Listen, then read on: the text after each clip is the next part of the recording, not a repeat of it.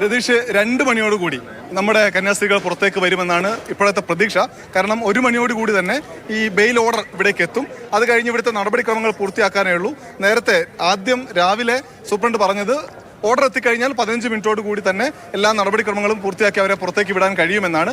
അങ്ങനെയെങ്കിൽ 2 മണിക്ക് മുൻപ് തന്നെ പുറത്തേക്ക് വരും. പക്ഷേ നമ്മൾ ഈ വാർത്ത റിപ്പോർട്ട് ചെയ്യുമ്പോൾ ശ്രദ്ധിക്കേണ്ട ഒരു കാര്യമുണ്ട്. ഈ 2 കന്യാസ്ത്രീകൾ മാത്രമല്ല, അവർ ആ ജയിലിലാണ് കഴിയുന്നത്. ഇതാ ഇപ്പുറത്തെ ജയിലിൽ, സെൻട്രൽ ജയിലിന്റെ പ്രധാനപ്പെട്ട കവാടം കടന്ന് ഉള്ളിലേക്ക് പോയി കഴിഞ്ഞാൽ അവിടെ ആളുകളുണ്ട്, അവിടെ ഒരാളുണ്ട്.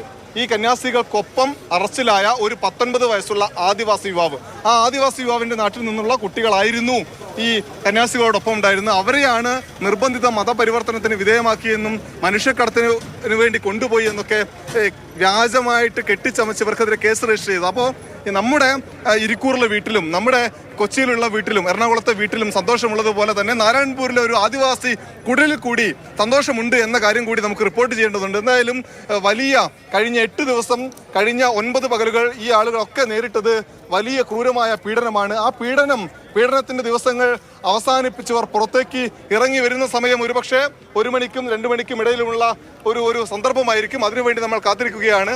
എന്തായാലും വളരെ പ്രതീക്ഷയോടുകൂടി തന്നെ ഇവിടേക്ക് എത്തിയ ആളുകളിൽ സന്തോഷം നിറച്ച് ആ വിധി വന്നിരിക്കുന്നു. അല്പസമയത്തിനകം നമ്മുടെ കന്യാസ്ത്രീകൾക്ക് 9 ദിവസത്തെ പീഡാനുഭവത്തിൽ നിന്ന് പുറത്തു വരാൻ കഴിയും.